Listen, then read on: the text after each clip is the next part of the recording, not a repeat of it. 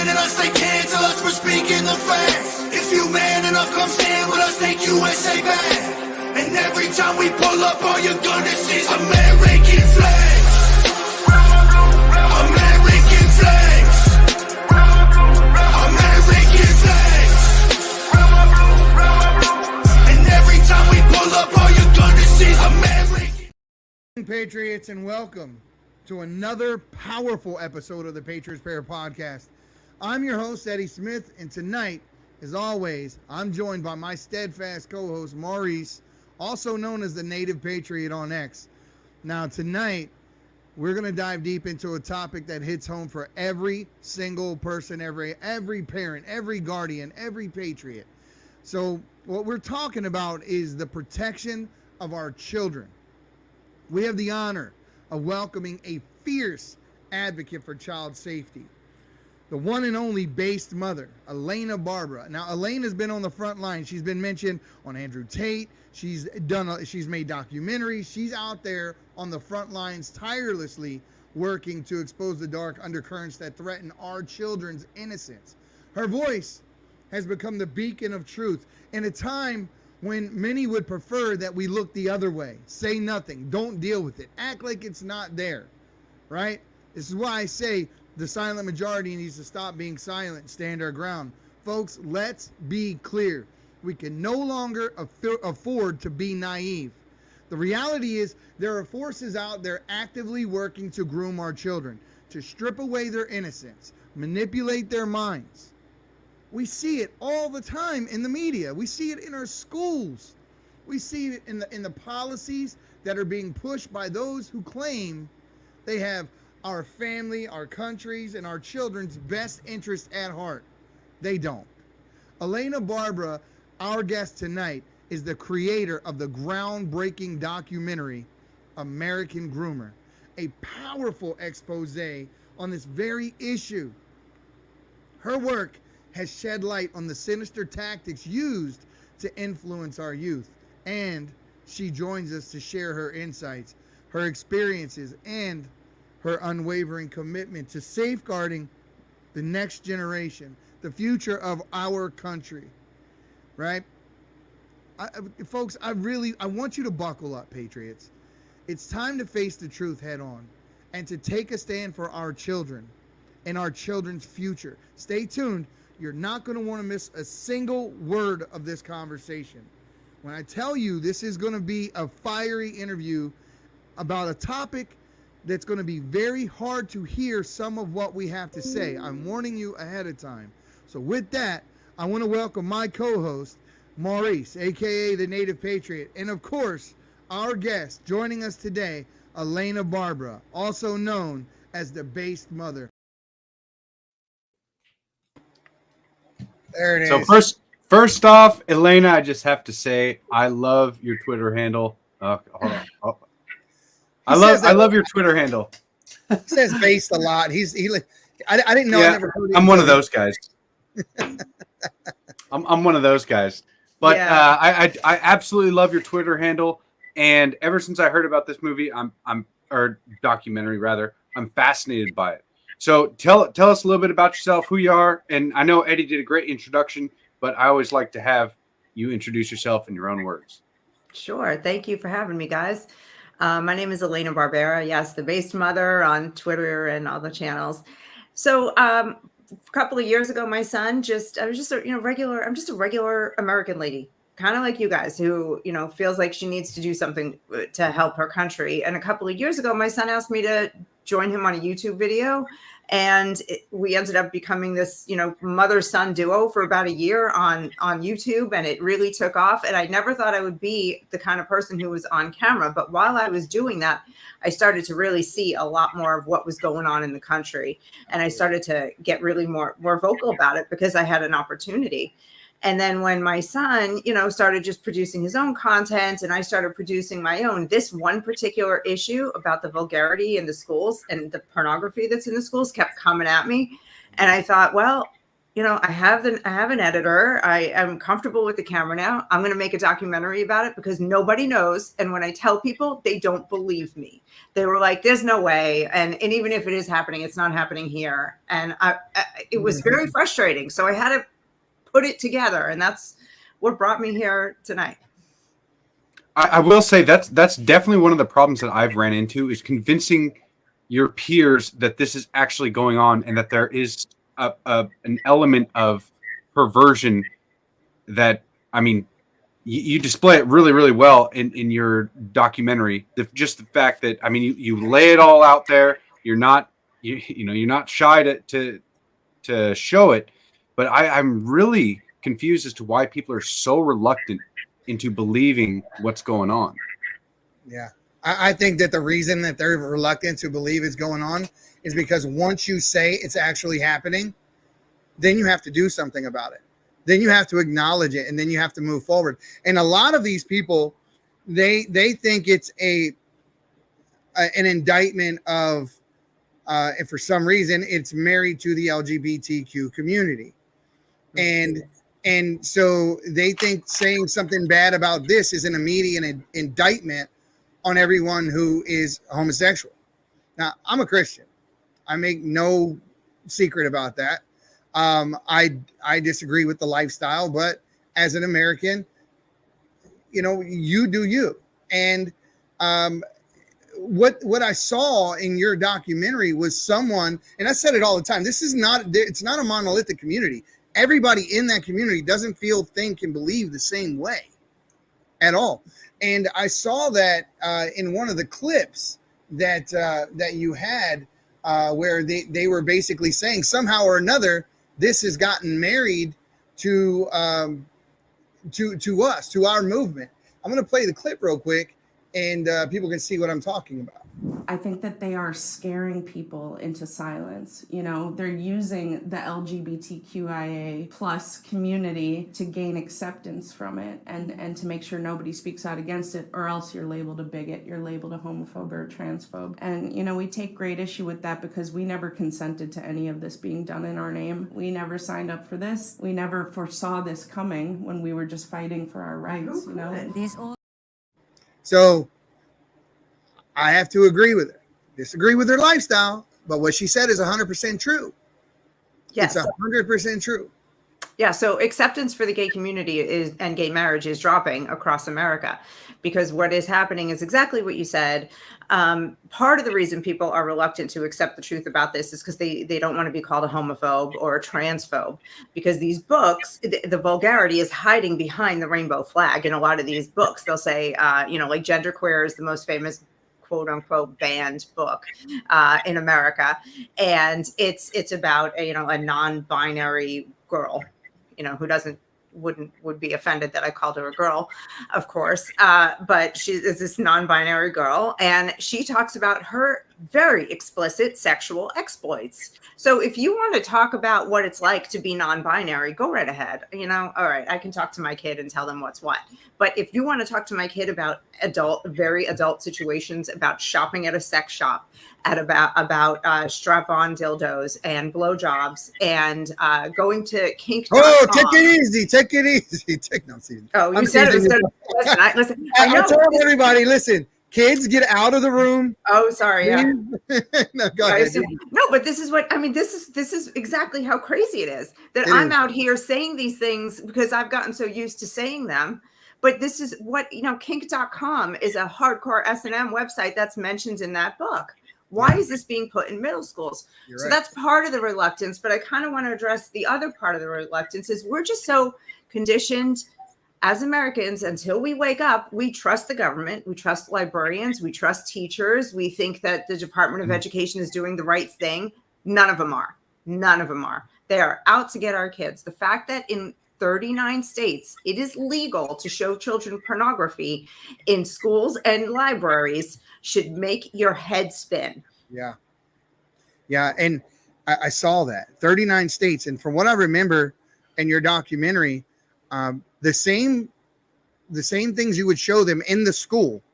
If that teacher were to walk right beyond the school property line and then show those same materials to the same kid, it would be against the law at that point, but it's legal on school grounds or in school. Yes. Did I get that right? That is exactly right. Cross the street and you'll leave in handcuffs. Go back in the school, show anything, any pornography, a Hustler magazine, these books, whatever, you name it, you can show it to a kid in a school or a library. Now, here's just a real fun fact. So there are 11 states where it's not legal. The problem is these books are there and it's not being enforced. The criminal statutes aren't being enforced. But in places like New Jersey, there's a bill in play right now to make it legal, because they don't want people like me coming in and actually saying, you know what, we're going to start enforcing the criminal statutes and pressing charges against teachers showing this stuff. So they're trying to make it legal in these places. It's absolutely out of control. We're at war for our children's innocence. Yeah. And I don't think it's I don't think that you can stress that enough, because people really need to understand that the future is at stake. When you expose children, especially from strangers or, I mean, teachers, you know, outside of the adults that they're comfortable with or the adults that are around them most of the time and actually raising them, when it will screw them up for the rest of their lives. And especially with being exposed to these really weird, depraved sexual things. I mean, it can put ideas and kind of condition them to be to believe that their sexual impulses should control them, or that their sexual impulses are what define their identity, right? That it will become their personality. And that's what I've been seeing, at least from this movement, from my experience, from the outside looking in, is that a lot of these people, they don't have a personality apart from their sex life and the weird sexual things that they develop. And the earlier you show that to children, the worse those things will get. So keep your kids away from this stuff as much as you can, and be very, very careful who is teaching your kids. Yeah. It's like getting molested in your mind, I would imagine, right? It's traumatic, and it's got to stifle some sort of natural growth pattern in our children and affect them in ways that we can't even begin to imagine. I mean, I'm going to play another clip here in a second. And this clip, I saw this clip before on the internet a while back, and it strikes me as odd. And I'll just be 100% honest with you. If this would happen to this father happened to me, I would have beat the brains out of the teacher who did it. And I'm just telling the truth. I'm not going to mince words. I would have went up there and Eddie would have been in prison. I'm going to show you guys what happened. This is different. No way this is happening in schools. Tell that to the father in Oregon whose teacher gave his daughter a sexual fantasy assignment. I want to first say you're a liar. It's not a rumor. I have the proof right here on my phone of with whom would you do it with? And my daughter specifically stated that the teacher put up a wheel on the classboard and it stated anal penetration, oral sex, licking of ear, kissing, and he wanted them to write down the initials of a boy or girl that they would do these activities with. Or tell that to the parents in districts around the country who found this in their middle schools. It sounds dumb, I know. And I mean, like, obviously, I know it's sex when a penis goes inside a vagina. But what about all the other stuff, like oral sex or hand jobs and fingering? And what about kinky people who do these things that are totally sexual, but it's not like sex, like spanking or being tied up with ropes and dangled from the ceiling? It may seem hard to believe, but that's not even the craziest part of this. That's absolutely nuts. And I cannot believe that I'm alone. I believe that most parents that have they really care about their kids and they're just red-blooded Americans, you look in your kid's school bag and here's this assignment asking your child what kind of sexual fantasies they have and who would they live them out with in the classroom. And this is a teacher doing this? I don't. Do you know whatever happened with that story? What was the end result there? I don't. That's a good question. I wish I had an answer. Yeah, I'll find out. I'd really like to know what is that teacher still teaching? Is that school? Yeah. Lord, I hope not. People like that need to be taken far, far away from kids, preferably in prison. But It's absolutely unacceptable to be asking underage. Just the fact that they think that they can get away with it because they're teachers and they feel like it almost makes it worse because they're in an authoritative position, right? And they're instructing the kids to do these to write these things down, which is it's so sick and depraved. It's like next level pedophilia crap that I don't understand how this has become commonplace in our country. And I think some of it, only some of it, is the fact that people are unaware of how bad it's really gotten and how drastic we need to change this back or else, I mean, we are going to lose a generation of kids to this. Exactly right. If this is not the line, where is the line? Everyone talks about the line, when you cross the line. This is the line, guys. Your kids is the damn The line. line's back there. Yeah. They crossed it. Yeah. Oh, we're way past the line. You said they're in a position of authority. This is people always all the time say, oh, you should be looking at the Catholic Church. And I'm like, I included the Catholic Church in my movie. And I made that exact comparison because what a priest as in a position of authority did to children, slowly grooming them with dirty jokes. And let me show you a porno mag. And oh, come here, hold my hand. That is grooming. It is a position of authority. The child just goes along. And that is exactly what our teachers are doing. Why does a teacher in this book ever need to talk about this? Has instructions for anal masturbation in it. I mean, it just why would a teacher or a librarian need to talk about this? This is in middle school. Sex abuse scandal. So here's your Catholic who were pedophiles for decades. The film included the story of a real man named Phil Saviano, who was a survivor of sexual abuse in the church. The following monologue explains grooming better than I ever could. When you're a poor kid from a poor family, religion counts for a lot. And when a priest pays attention to you, it's a big deal. He asks you to collect the hymnals or take out the trash. You feel special. It's like God asking for help. So maybe it's a little weird when he tells you a dirty joke, but now you got a secret together, so you go along. Then he shows you a porno mag, and you go along, and you go along, and you go along, until one day he asks you to jerk him off or give him a blowjob, and so you go along with that too, because you feel trapped, because he has groomed you. That right there should make everyone absolutely sick to their stomach, because it's real, and that's what's happening. And they hide behind the teacher, right? The title. Well, we're just exploring anthropology, the way people live, the way people think, the way people are. And if people are this way, if people are gay, if people are whatever it is they are, shouldn't we be able to talk about it and ask about it and explore it? And that's the mentality behind this that they use in as the avenue to bring up these topics and explore them. And I would be okay with that if they were in college and they had the wherewithal to make conscious decisions as adults who were really understood what anthropology really was and whose brains were formed enough. And who also paid to be there, right? Exactly. These kids didn't pay to be there. They didn't choose to be there. If you go to college, you make the choice as an adult to go to college. These kids are going through public education as part of growing up, because I mean, sometimes the parents, they can't either afford to homeschool their kids or they're completely unaware of what's actually going on at their school. So the kids have zero consent in this in any way, shape, or form. Not only can kids not consent because of them being underage and the fact that their mental capacity, I mean, they literally cannot consent to any of this and they don't have any choice in it. And the fact that I just keep getting so incredibly frustrated about this over and over. I want to just reiterate the same thing, that I cannot believe that we've let it get this far. Yeah, but it's an avalanche. So like Senator Barbara Lee and Cory Booker, they've introduced bill after bill to try to mandate sex education starting in kindergarten from the federal level and to tie it to funding. So if you don't do it, you don't get federal funding.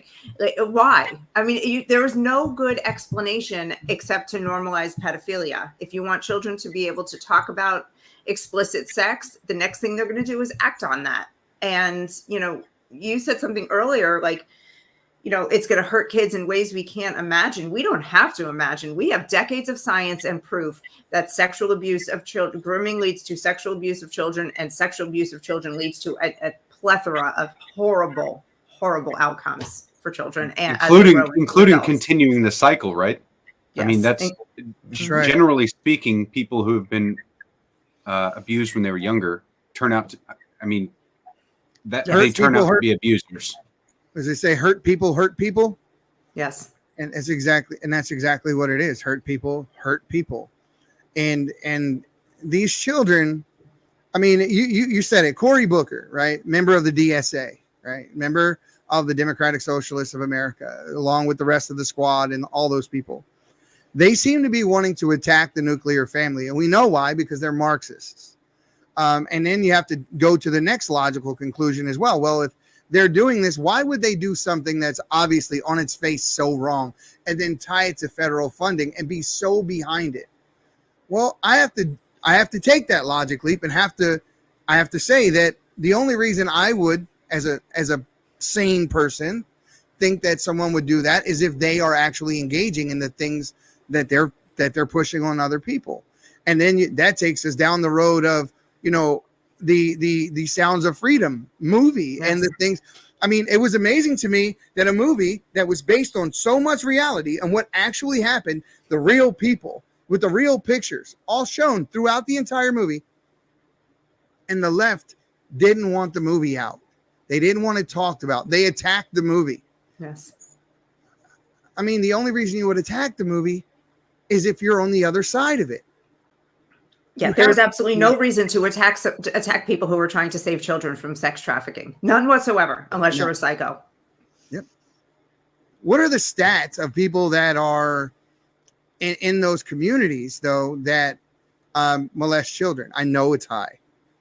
And I don't know the exact number. I used to know the number. I feel like it's around 40% end up pretty high growing up, but it may be higher. Yeah. It's pretty high. But that 40% is out of people that are less than, they're a small percentage of the population to begin with, to have such a high percentage of people that are actually molesting children. And I go a step further. They one of the things they do in the court system for people that have been convicted of these types of crimes is they do chemical castration. And chemical castration is a medication they give these people that they have to take. They have to willingly take this medication. Mm-hmm. At any point in time, they stop taking the medication and their sexual urges come immediately right back. I advocate for actual castration. I mean, literal castration. I mean, if a dog bites a child, we kill the dog, right? If this happens in real life, it's time to deal with these people exactly. But we have a Supreme Court justice. You saw when they affirmed her as the Supreme Court justice, the questioning, and she went through this line of questioning, and it turns out that she was very soft on this issue. At one time, giving a repeat offender only 8 months, and then apologizing to the family after having to give this person time in prison. And she's on the Supreme Court. Ketanji Jackson Brown, or Brown Jackson, yeah, something like that. She's on our Supreme Court. And this was her position about these issues. It's sick. It is sick. Well, just in the past 2 days in Massachusetts, a man who had repeatedly raped his 16-year-old stepdaughter and was being charged and awaiting trial. He was out on bail with an ankle monitor and a warning to not go near her. That was it. And he ended up hunting her down, shooting her to death, and then shooting himself because of these types of policies. Here's a man who was raping a young girl, but it just doesn't seem to matter anymore. It doesn't matter to the Democrats. They don't want to prosecute it because they want to make it normal. And where is the Epstein list? Why we don't need to go down that whole rabbit hole, but come on, we know fully well that they know who did what. Yep. Sure they do. Why isn't it out there? I will point this out that Trump recently said, and I hope that he holds his promises, but he said that he would declassify the JFK assassination. He would declassify all 9/11 files, all files that came with Epstein, and there was one other thing. I think the Assange files as well. So he made a couple of big, really, really big promises. Well, he promised to pardon Assange. Oh yeah. Oh okay. Yeah, but I mean, just those four. I mean, it's huge. If No he wonder they hate him. releases all the information that they have on Epstein, that'd be massive. I mean, that'd be Right, so half it's our your Congress turn. probably. Yeah, It would like, that's also why they're take trying away. to normalize all this, so that when the Epstein list comes out, we're all like, yeah, no biggie. Like that's what they want to do. My thought behind why they haven't released the Epstein list is because it's power, and our deep state is holding that information because they control the people who are on those tapes. And if that was ever made public, they lose all their power. Those people get in trouble, but then those guys that are holding that over their heads, you wonder why people in Congress and Senate, even our president, Weekend at Bernie's, just does the craziest things. They're being controlled. You don't have to be, you don't have to have the hard evidence right in front of you. Look at the things they're doing. He doesn't know what day it is, right? But he comes out, he says what he's told most of the time. Other things he just makes up, including the people that are in front of him trying to shake his hand. Cory Booker, Hakeem Jeffries, Jamal Bowens, Rashida Tlaib. There's a lot of people in office right now that say things and do things that we would never in a million years have put up with 15 years ago. No, and they hate people like me. They hate, the organizations out there like Take Back the Classroom. They are out there who are going into school boards around the country and challenging books and getting them removed. They hate us. They hate the Moms for Liberty. They hate the Moms for America. Anybody that wants to fight for children's innocence, nuclear family, safe streets, law and order, how they've managed to label us extremists and how they've managed to convince people that that's the case is beyond me. And that's where, going back to being a Christian, the only way I can logic my way out of that is to just say we are in the final battle of good and evil here. Right. No, that's a fact. Now I want to go to a sponsor real quick. Go ahead. I'm sorry. Go ahead. Well, I was going to say we are their biggest threat. But after we come back from this sponsor, I'm just kind of curious what kind of backlash you personally received. Sure. We'll be right back in 2. Can my Eco Washer special edition model do everything? We eliminate all the toxic poisons in your home. No more detergent, no more fabric softeners, no more hot water. Sound too good to be true? It's not. Where did this technology come from? This technology literally came from the hospital industry. There's a super expensive commercial Oculus ozone laundry system used in hospitals worldwide. How did we create the Eco Washer SE? We simply miniaturized it using the advent of micro technology. These are like a solid state computer. No filters, no fillers, no ingredients, nothing. It runs the water through and transforms the water into an unlimited supply of nature's pure detergent and nature's pure cleaning supplies that will mop your floors, wash your carpet, take pesticide off of your fruits, veggies, fish, meats, and it'll make everything last much longer when you put it in the refrigerator. Hey, stop supporting these corporate chemical villains and step up and get your Eco Washer SE today. The new Eco Washer SE is a chemical-free laundry and cleaning solution. Imagine, no more detergent, no more chemicals, saves you money, pays for itself, gives you a healthier life, and simplifies doing laundry. And now we're going to include 2 free Thunder Pure Safe Air Minis that purifies your home and sanitizes your surfaces like a thunderstorm in nature, eliminates all odors.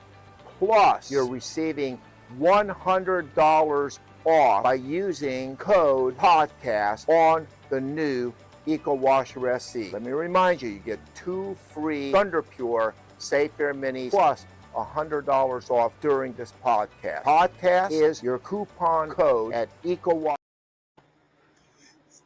So, guys, I love that guy. Who called him Billy? What was the guy's name? Billy Mays. Billy Mays. Yeah, that guy's got more energy than I don't have that much energy on my best day. But he's a special dude, and that thing that he's selling is amazing. Did you get yours? Not yet. All right. Yeah. I'm gonna get one myself. So he's got this little device. I don't know if you saw it in the commercial, but you no longer need detergent or anything. You hook it up between your washing machine and the water line. You don't even use hot water, and it cleans everything and it restores everything. It's pretty damn neat, actually. But back I to love cleaning supplies. Yeah. You can get rid of all of them. He says all the stuff under your sink, over your washer, dryer, everything. Throw it all away. You just need this. That's it. It's pretty neat. Yeah, it was really cool having him on, and he was based as hell. So Here we go. He hates communism. His eyes are open. He's not afraid to say it. So it was pretty cool having him on, and really glad to take him in as a sponsor. So if you guys go to ecowash.com, use discount code podcast, buy it. It's definitely worth it. Yeah. From what I've heard. And plus, I'm going to be having mine come. It'll be coming here soon. So that way I can really have it firsthand. I've heard great things, but I don't actually have it just yet. So. Sure. Well, knowing that he's based, I like supporting people. Truly. I Yes. love cleaning supplies and Patriots, so I'll support him.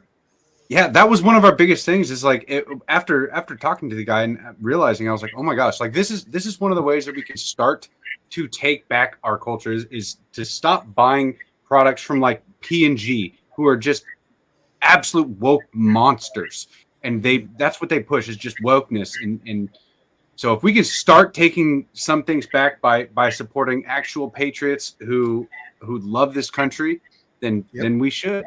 So that's why we took him on. But back to the question that I had before we broke away for the break. What kind of backlash have you received from putting this documentary out? It's funny. So this documentary was a very small budget thing, right? It was me, my editor. I made this film for around $6,000, which is unheard of in any sort of documentary space. And every single thing that's been done besides the editing has been done by me, including all the PR. So it's taken me a few months, and we're getting out there, and it's starting to get bigger. I've hit Newsmax and OAN and a bunch of really respectable podcasts, like you guys. And it's just starting to ramp up the backlash, like, because the awareness is just starting to grow. So I'm kind of buckling up. I've had a few things. I get a lot of nasty comments, DMs that tell me to burn in hell and I'm a horrible human being. Don't you love those? Yeah, I'm a terrible Christian. And I'm like, if you know anything about Christianity, you would understand that this is what I'm supposed to be doing, but they I just, whatever. I love them. I did get doxxed, and that one really, one burns. I'll be honest. Talk about that one. How did that happen? Nothing bad came of it, but somebody on Instagram put up my name, address, email address, personal phone number. I don't even know how these people find this stuff. The real creepers know how to do it. And it was an old address, thankfully. Yeah. The thing is my current address. And but that's very scary, as a woman, especially. It doesn't matter how many guns you have, you don't ever want to have to use them. And that gave me the creeps. And so, like I said, I'm buckling up, because now that this is Pride Month, like, I'm going at this full force, like, nonstop. Law enforcement doesn't really help us in that regard. Look, I think MTG has been swatted like 10 times, something crazy. And yet you're going to tell me, with all the weight of law enforcement and all of the technology we have, you don't know who did it. You took the call. You showed up at her home with AR-15s and all that in tow, and you don't know who did it. It's happened to me once before, not here, but at another place. Wow. And I saved my first one. I loved it. I was like, I figured to myself, I didn't make it until I got my first death threat. Now I feel, hey, I just noticed you're wearing the Appeal to Heaven shirt. Let's see it. I just got it. It's the Appeal to Heaven shirt. So it literally just came in today. And I had to clean up extra nice since it's a white shirt. I had to make sure to scrub myself down, because you should have seen me when I got home. So I change industrial tires out of a service truck for a living. So every day I come home, I'm just filthy from head to toe. So like my hands don't get that clean, but it is what it is. But so I have very, very few white shirts. But as soon as we made this one, I had to get it. So, yeah, I had I took the liberty of making a few as well, and I'm voting for the outlaw president right there. And that is probably right now, that is my favorite t-shirt that we've made to date. And I got that's on the way here. I'll have it in a few days. I want to wear that when we actually do meet him. That's what I want to be wearing. So it's not a bad idea. He's gonna love it. He'll love it. Yeah, I know he will. So he's going to be here down the street from me on Sunday. Unfortunately, my press pass didn't get approved because they said I didn't do it within enough time for them to do all their regular stuff. But we got the one in Detroit, so we're going to be there. Now, you took the initiative, and that's – I don't meet a lot of people that take initiative. A lot of people want to do things, but they never get past step one, which is just wanting to do things. When I see people have a dream and have drive and then they figure it out, I love that. So when you're sitting there and you're like, I'm going to make this movie, I don't know how to start. I don't know how to put these things together, or where to go, or who to talk to. Explain this process. What drove you to do this, and how did it happen? I mean, I was literally praying, saying, what do I do next? But when the film came to me, and that's truly how it came. So when I felt like I heard that this is what I have to do, or it hit my heart, it just kind of became a no option. There was no option on what to do. The only skill I had that I could apply to it was that I'm a writer. I was a copywriter by trade, and, I've just been a writer by hobby. So I had that, but I didn't know how to produce a documentary, do an interview, feed an editor notes, direct a film. Like, I had no idea. So I literally went to the internet and said, I'm going to learn how to do this. Now, I know that there was, a younger, more foolish Elena would have said, well, I need to go to film school. You know what? No, you don't. You want to get something done, figure it out. Yes. Is this an HBO quality documentary? Nope. But it's got heart. It's got good research. Mm-hmm. It's got, if I can say so, decent writing. It's, and the topic is so insane that even if I did a terrible job on everything, you can't help but to look at this and say, what's going on? So I literally watched, like, one day, probably 10 hours of Tucker Carlson interviewing other people and taking notes and writing down every question he asked. And that helped me to hone my questions. I went that route. I said, I'm going to see what the best people out there are doing, and I'm going to spend a day learning how to do it and then take it and run. And that's how I did it. A crazy person. I did the same thing with Bongino, similar. Bongino is like more my attitude, just kind of brash. So I more gravitated toward him, but I love Tucker. I absolutely love Tucker. Tucker, if you're watching, I want to have you on the show. For sure. I would love to have Tucker on the show. It was funny. There used to be a TV show I would watch, and I'm not a car guy. I'm really not. I liked him, but I don't work on them or anything like that. And there was a show called Fired Up, and it reminded me of exactly what happened with Tucker. I mean, he left Fox and became bigger, right? And I love that. When people hear what's true, they gravitate toward it. The only defense that those in power have from us is to suppress us with the algorithm. Because if they got the hell out of the way and stopped suppressing us, do you know the popularity that would be with a show like this or a movie like yours? The things that we're saying are the things that people want to hear. I'll give you an example. Donald Trump had a phone call. He was calling in with the guys from the J6. They were in prison. Now, the guy held out the phone from a jail hallway, a phone, and they recorded the J6 inmates singing the national anthem. That went number 1 on iTunes. Yes. Number 1. This is how badly. Look, Tom McDonald, one of my favorite rappers of all time, right? The guy's amazing. And we just had Jam Wayne on yesterday, somebody in that circle. So, when you hear him, sorry, I lost my train of thought. What a damn phone ring. McDonald. I should have saw. Yeah. So when you hear him say the things that he says, people gravitate toward. Number 1 on the box charts. I mean, on the Billboard charts, rather. It's because this is what people want. The lie is that we're in the minority. the lie is that people think exactly what the left says in the media is true. They don't. The only thing they can tie us to is racism. They tie the right to racism, to thought crimes, to being homophobic or whatever the case may be. And it's not true. It is really not true at all. The only thing that we agree is on actual tolerance. You can have a lifestyle I disagree with. I believe something you disagree with. We have to agree to disagree. Remember those days? It was awesome. It was Thanksgivings with your whole family and nobody wanting to kill each other based on who we're voting for. All of these things. And we need a return, a resurgence of real American values, which includes tolerance. But it can't happen with Maxine Waters telling everybody we're trying to overthrow democracy and that everyone who's voting for Trump is a deplorable and a domestic terrorist.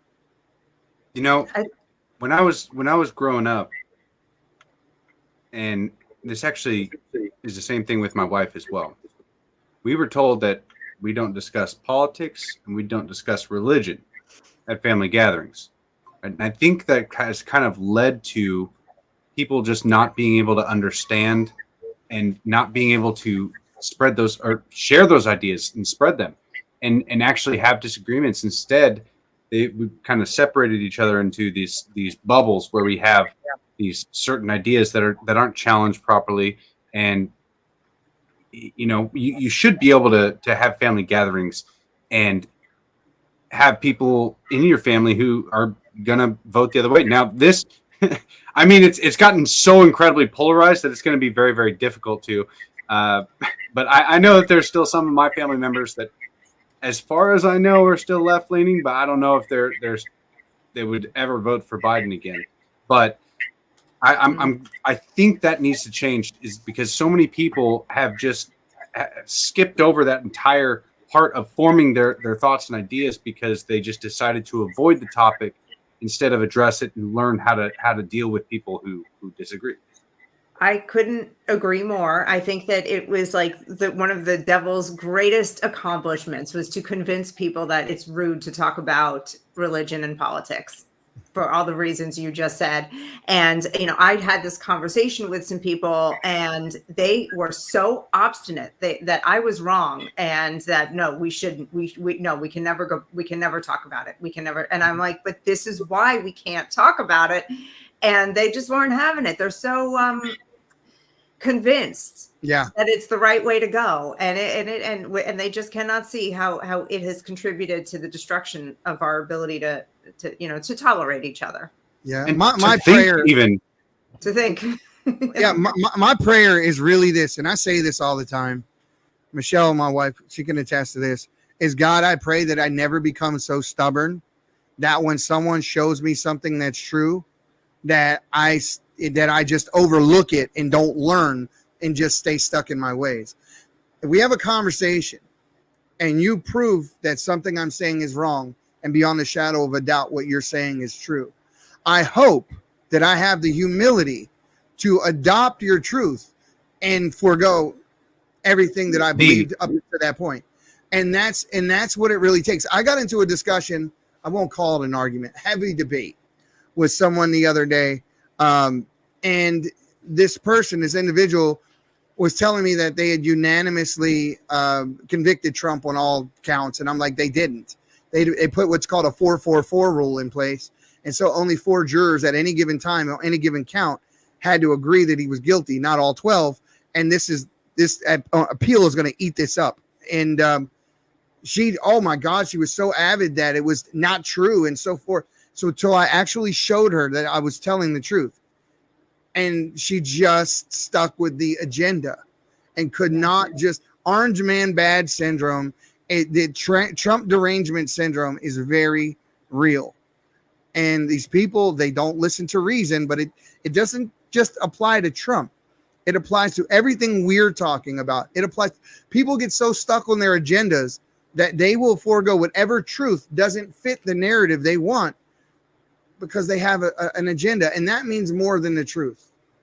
Well, the left has been very good about responding to I guess, right-wing talking points, you could say, because they have a very, very good way of spreading the message, because so many of them are in lockstep that they'll just repeat the same thing over and over again. They'll make it into short sentences that are easy to remember.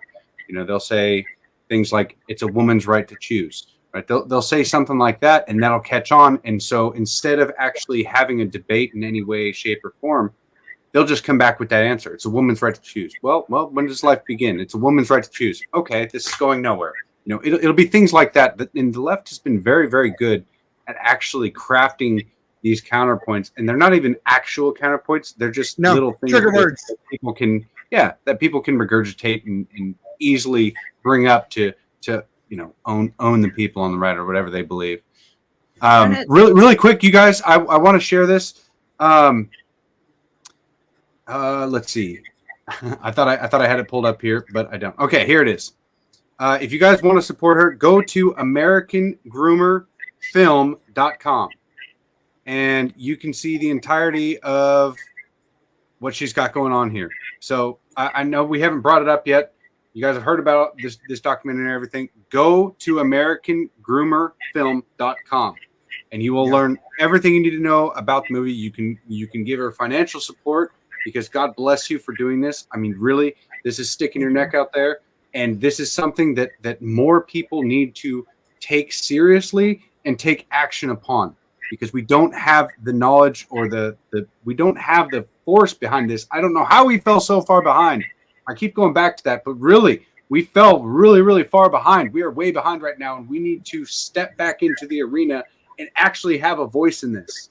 And this is one of the ways you can do it. Go support her, AmericanGroomerFilm.com. Thank you for that. Just to tie back to what we were just talking about and the film, part of what I show in the film is that we're intellectually falling behind. Also, we allowed this to happen because we got comfortable and complacent as Americans, and we're just living our lives and building our dreams and me, and now look at the mess we're in. But intellectually, there is no ability to think.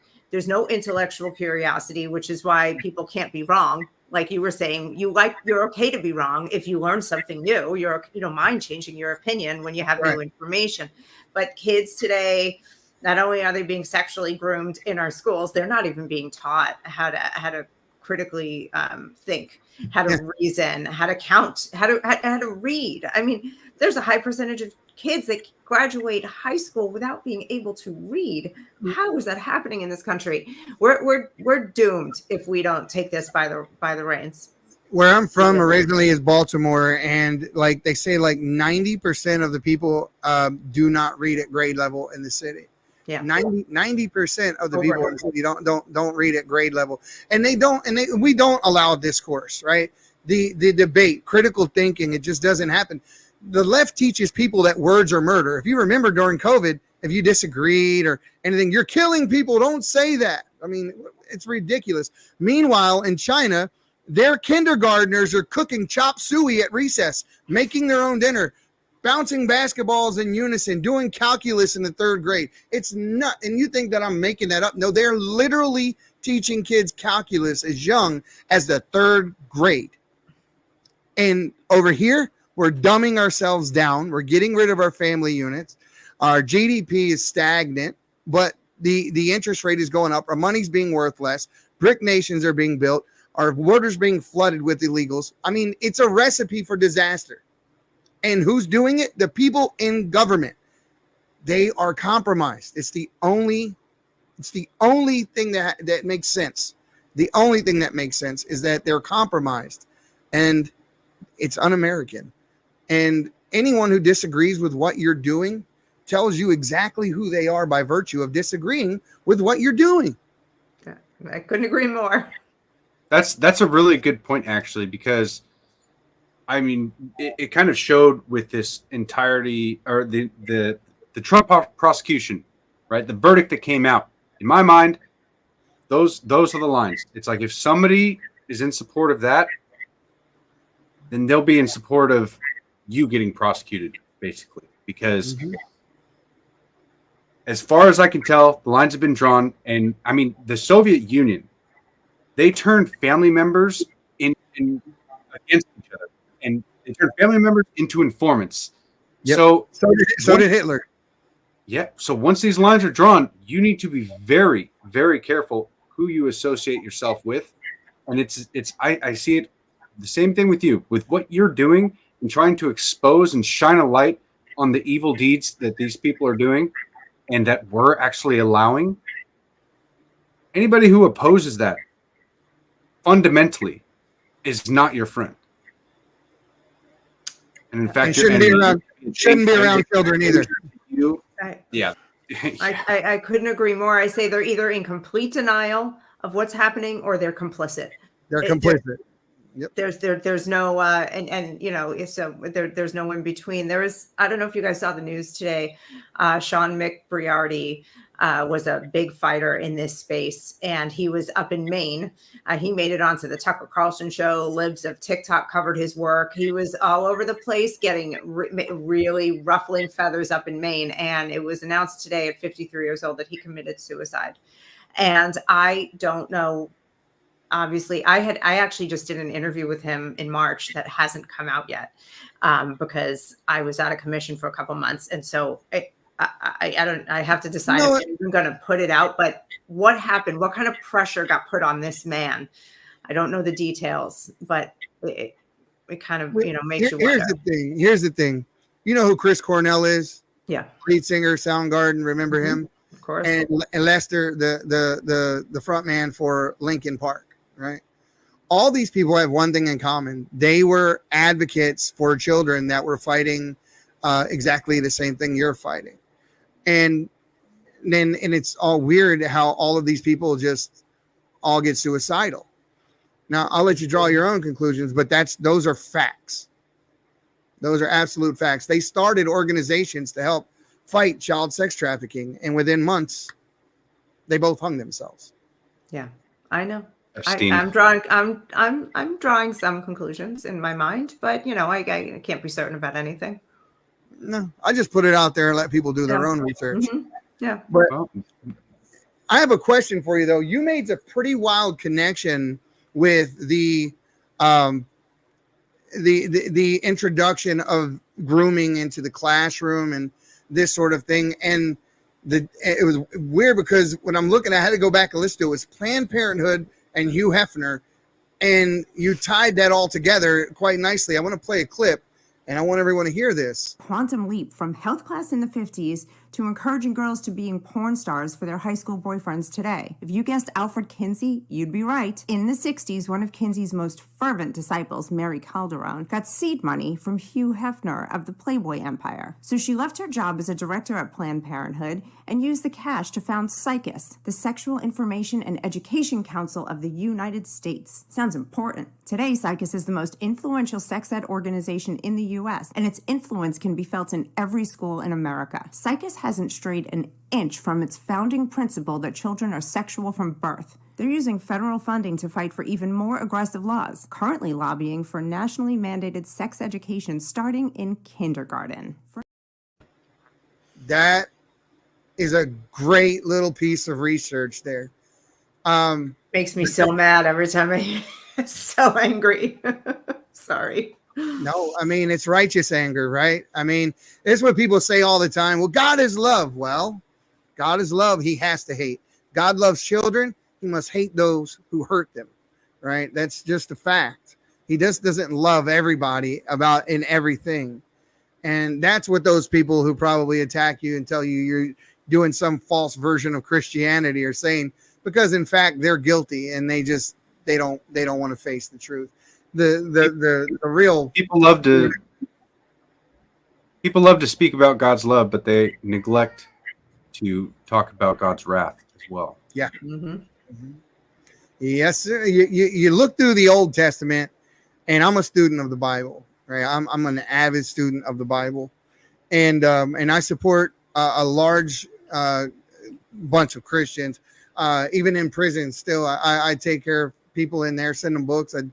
I'm actually involved, and I am an advocate for Christianity as a whole. But I say it all the time that there's a false version of it that's in the world, and especially in the United States. And I don't mind saying names. I'm talking about T.D. Jakes, Joel Osteen, the whole megachurch thing that are so unbiblical, and the things that they teach. It's like, you know, it's a good like life coach session that you go to on a Sunday if you go to their church, but biblical teaching is not what they do. It's like a Tony Robbins, you know, speech, and that's kind of where it ends. But God is so much more than that. And you know, you brought up a guy's name, and I don't know too much about him. Actually, I never heard his name until I watched your documentary, and it made me feel like, where the hell have I been if this is the father of all of these things she's talking about? And I'm talking about Alfred Kinsey. You talk about him a bit and who he is and what his influence was on this? Yeah, so he was a zoologist who decided that he wanted to become he was at the University of Indiana and decided that he wanted to study sex. He wrote a couple of books in 1948 and 49 called Sex in the Human Female and Sex in the Human Male. And what he did was, in those books, there were charts that documented orgasms in children. So they conducted experiments from children 2 months old up until 16 months over 24 to 36 hour periods to see how many times you could bring a child to orgasm. This is hard to hear. I'm not going to lie. This is hard to hear. Now, there's debates on how many of the experiments he conducted himself, but he did use data from convicted pedophiles who had documented their own sexual abuse of children and combines that all into the charts. Now, you would think that after these books came out that he would have been jailed or ostracized, but instead, the Rockefeller Foundation decided to fund his work. And that's where, like, when you hear things like this, like as a little girl, I used to take ice skating lessons at Rockefeller Center. And I'm over there, you know, hanging out in the winter, growing up there and thinking this is the loveliest thing on earth, not knowing that these people funded research on sexual abuse of children. And the Kinsey Institute of, sexuality, I believe, is still in existence today at Indiana University. His name is still there. Wow. So after the books came out, the Rockefeller Foundation put together a team of lawyers to create a model code to make it legal to show children pornography in schools and libraries. And then they went around the country and at the time had it passed in 44 states. It's now down to 39 states. So that's Kinsey's legacy. There's more to it, but that's the general gist of it. He was just a pervert who somehow was able to amass a big following of intellectual rich people who I guess also wanted to abuse children. That's my only guess. That is absolutely horrendous. Unbelievable. I feel like a psycho saying these things. It sounds like it's too crazy to be true, but it is. I mean, like I said, this is at times discouraging because of how far we have fallen behind. But now that we have the ability to communicate and share this message, this is one of the most important things that you guys can do. Share this documentary. Go to AmericanGroomerFilm.com. Watch it, share it. And I'm actually thinking of, I was looking at your website here. It says host a watch party online. I might do that. That's a good idea. I would love. I'll come if you want to zoom me in, and I'll come and talk to people. I have no problem with that. I want to get the word out. Please host a watch party. That would be Let's very, set very it without me. Let's set it out for about a month out. That way we can promote it well enough to have enough people show. And yeah, I'm with that. I'm 100% for that. If you really you want to come and talk through it, and we'll do it just like this. I mean, we can play it right on here. It's a pretty easy setup. Yeah, but I mean, I said it in the offset of this, and I guess I watched your documentary earlier. I should have been working, but instead I watched your documentary. So I was preparing for the show. And, as people were walking by my office, I'm like, did they hear what she just said? I know. But it's like having to watch some of these graphic things that are out, on X and other places. I've seen people show the actual film of what an abortion looks like, all these things. And people may not want to see it. It's graphic, it's terrible, but hearing some of these things are hard, but this is the reality. And I think it takes hearing those things and seeing some of these crazy things for people to understand this is reality. There are more sex slaves and slavery and all of these depraved things going on today than at any time in history. If people want to talk about slavery like it was 400 years ago, people, it's happening right now at a much larger scale than it was 400 years ago. Sex slaves are very real. Human trafficking at a, I mean, absolutely astonishing rate, more so than ever. Yes. And we're talking about it like it's our history. No, it's our present. It's right now.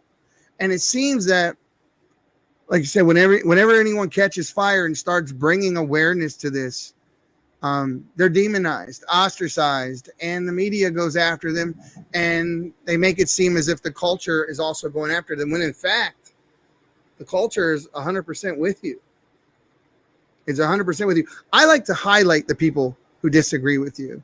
You know, if you get comments from someone after you've posted some of these clips or you've done things, and you get comments, you know, bashing you for doing it, I would love to highlight some of those people who bash you and take a look at them for real. Like if I put something up like this and someone says something negative, I'm going to your profile. I'm going to check you out and I'm going to see who you are. And then I'm going to show everyone you're else. you're just inviting trolls now, Eddie. You got to be careful with that. Now people are going to troll the shit out of you. Troll me. Please. No. It's right there. Wrong. At the Patriots Spray. No. Please do it. No. Bad Eddie. Algorithm. It's good Stop for the it. algorithm. Yeah. Yes. Yeah. Technically, it is. I understand that. I try to avoid trolls. There are times when I will engage with people who appear to have an honest disagreement, or sometimes when they make a snide comment, but for the most part, you just got to ignore them, because there's a never-ending list of them. They will always keep coming back, and they'll just say stuff to get under your skin. So you can't. It's hard to have honest debates. I've actually had a couple honest debates on X, but usually the problem is that it'll eventually lead to like one of us blocking each other. So that's the unfortunate part. But you guys, all of those things that Eddie just mentioned, the sex slavery, it's like the trafficking at the border, all of that, it's a daunting task. What you can do, go to AmericanGroomerFilm.com, watch this show, share it with everybody, get this information out there, because we need to have everybody that we possibly can aware of this, so we can start turning the tide back. Yes. And we can take back our schools, because our children are worth it. You don't have to go down to the border and stop everybody crossing the border, okay? Go to that website. Go to AmericanGroomerFilm.com. Very simple. Watch the documentary. Share it with your friends. Start talking about this and shine a light on these groomers, because we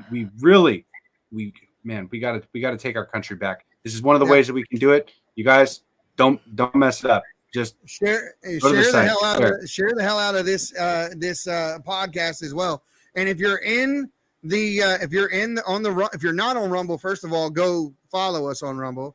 And if you're on Rumble, do not forget to smash that thumbs up, guys. We really appreciate the support from every one of you. Now,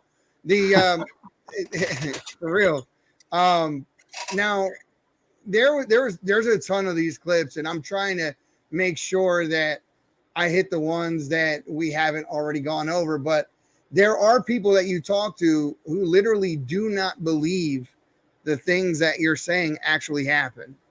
Like, or at least they don't happen to the level to which we're saying. I'm going to play a clip here and we'll come back in a second. Take a look at this. Sex for Everybody ideology are grateful to know the big kids, meaning 11-year-olds, can see a lot more. Can I show you some stuff? Yes, please. Oh, I don't think it will be shown in a school. I don't think it's a part of education. Yeah. All the time. Got a lot of that. I don't believe that. No way. Another lady said, oh, well, we don't have this in England. I'm like, yes, you do. It's there too. People don't, it happens all the time. And this one is, and I titled this one aptly, what is allowed.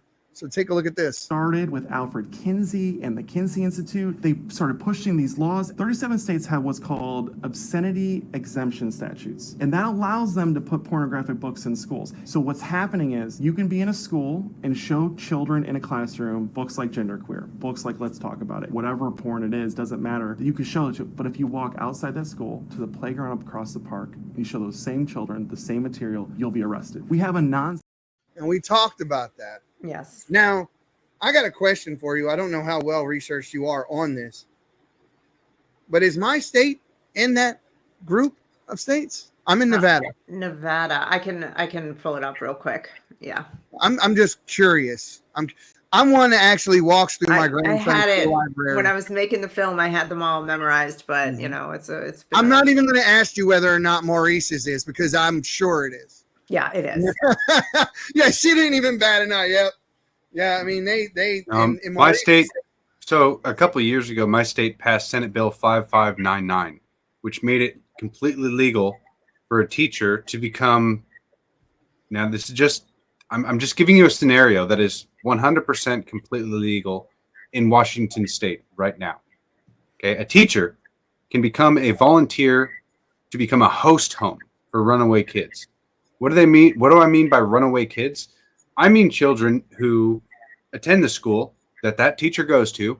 That teacher can then groom the child into running away and being part of their host home.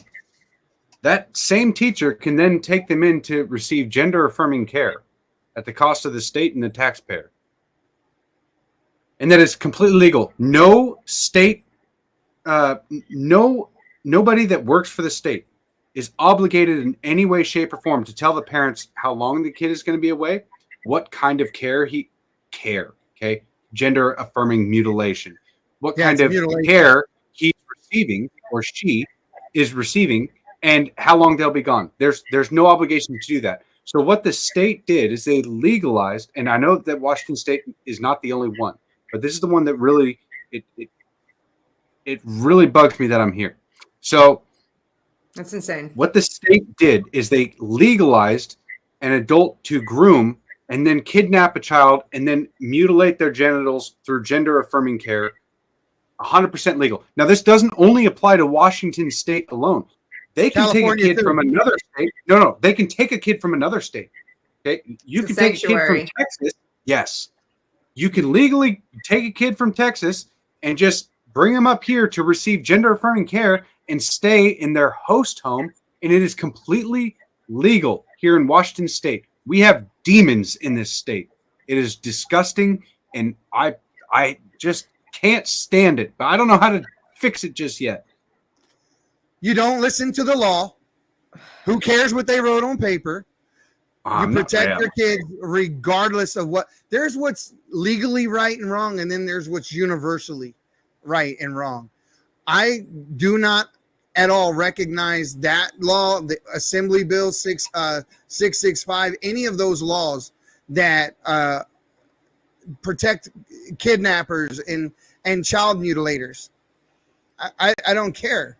I'm going to act as if I'm protecting my kid from someone who has a gun to its head. That's the way that I see this. This is the way most parents would see this, right? I mean, it's pretty sad, and I don't understand how they're garnering so much support. This is the thing that puzzles the hell out of me from the left. How do you say and do these things and be okay with these things? And yes, it is the left, that particular political party. It is. I have not heard not even one person on the right be okay with any of this. And there is a uniparty, yes, but these things are primarily a left issue. This is what they do. This is what they push. And I don't understand how normal people can look at these issues and still say, yeah, I'm going to vote for Biden. I'm going to support this guy. Why? Because Trump is racist, with no proof at all that the man's been racist. Well, we got to change their minds. Yeah, they're not looking at the issues. They're not hearing them. They're not changing the channel. We still have those people. There was just a law passed in Tennessee that established parental rights as a fundamental right, similar to our fundamental rights to bear arms and have free speech. And it is the strongest parental rights bill in the country. It just went through this past week. It was signed into law by the governor. So what they're trying to do now is use that as a model law to go around the country and try to reestablish parental rights. Washington is going to be a war like World War III, trying to get it passed in a place like that, where they're trying to give the state and teachers a complete rights over children's lives. Yeah. Well, it's funny to me that they all abhorred Donald Trump's morality, and they always Stormy Daniels, all this. Meanwhile, the veracity of the diary of Ashley Biden has been corroborated. So I had this argument with someone the other day. Like, well, I don't know how you can stand by someone who would do this and, with his wife and have an affair with a porn star. And I'm like, and I don't understand why you can back a pedophile. Yeah. Right. I would much rather, and not that I agree with adultery, but I would rather have the adulterer than the pedophile. Given the choice, this is at least somewhat normal. And I don't know if it's normal, but you understand what I'm saying. This is the level of depravity these people have gone to make sure that, to push their agenda forward. It doesn't matter what's true or not with them. Like I said, it matters what's on their agenda, what they believe and what they want to see happen. I like to sometimes imagine if you gave the Democrats everything they actually wanted, everything they fought for, imagine that all of those things have came to pass. What does society look like at that point? Right? With groups like North American Man Boy Love Association, or NAMBLA for short, which is a real organization that are fighting for the civil rights of pedophiles. And this is a step in that direction. We have cracked the door. We've opened the door. The devil has his foot in the door jamb. We can't shut it because it's telling us it's homophobic or transphobic or whatever to try to block this type of legislation or stand against it, when in fact one has nothing to do with the other. Those words won't work anymore. I think people are getting over being scared of being called those things. I mean, the list of names that I've been called since I started a Twitter, or I guess it's X now. My favorite list of names that I've been called is insanely long. I've been called what's the one with Uncle Tonto? I like that one. Yeah.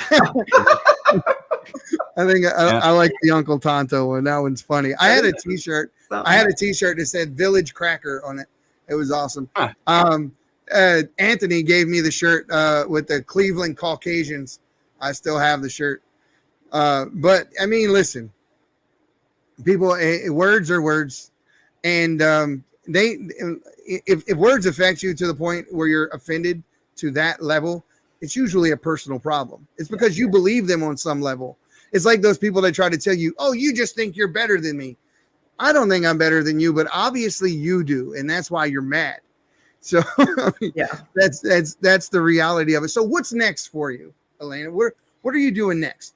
What's on your agenda? Right now, I'm doing a couple of, I'm building up, my social media on Instagram and TikTok. And really, I do a lot of talk about this and also about just general culture and politics and news, things that maybe the news will we'll talk about for 30 seconds and people really ought to know about it. Things like that, yep. Trying not to just only do the things that everyone else is talking about. But with this film, I'm really focused on this right now because I want this to be a major election issue. I want this to be, because I think if people really understood and knew how bad it was, I think that this could be a major election issue up there with immigration and the economy and all the wars that we're in and all that.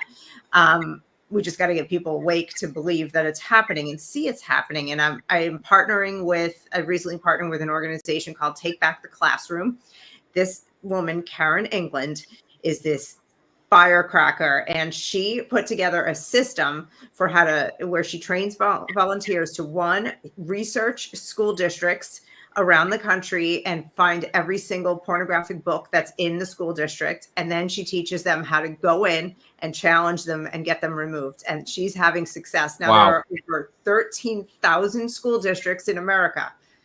And I think they're up to like 50 so far. I mean, because it's tedious.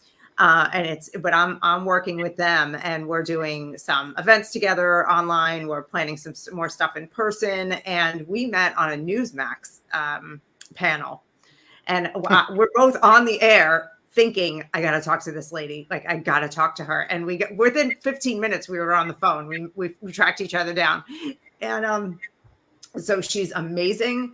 And I'm so happy. And they're using my film as a tool to wake people up also and garner more volunteers. And that's the whole point. Right now, I just want to wake everybody up and get them to vote against this agenda. Because if you're voting for Joe Biden, you're voting for any Democrat, this is what they're behind. They want to sexualize the kids. So that's what's next for the next 6 months. And then I'll start praying again and seeing what's next after that. It's so cool being a part of the solution. And yeah. I mean, the role that you're playing is not insignificant. And I'm glad that we had the opportunity to highlight what you're doing.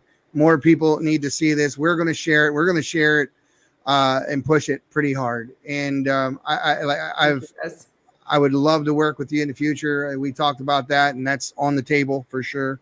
But what's the name of this organization that the lady's doing? It's takebacktheclassroom.com. Okay. And there's a link to them on my website. I have a link to Take Back the Classroom also, where you can look up. So you can look up a lot of different states that they have already listed in certain school districts, and you can see exactly. And they have PDFs of the books and highlighted with I mean, it's like reading, penthouse letters from, when we were kids.